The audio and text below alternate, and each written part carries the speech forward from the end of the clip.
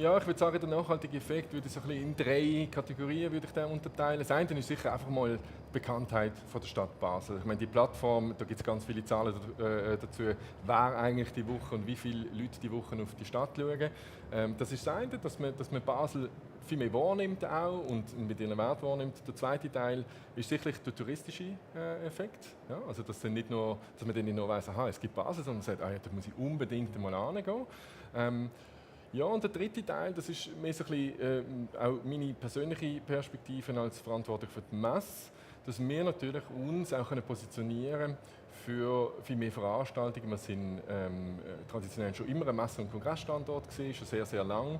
Und wir sind auch diese Woche mit sehr vielen Kunden hier vor Ort und dass es auch zukünftig viel mehr... Es können auch neue Messen daraus entstehen. Neue Messen, neue Kongresse. Es muss nicht immer so gross sein wie der ESC, aber dass natürlich auch in Zukunft viel mehr Veranstaltungen noch hier stattfinden.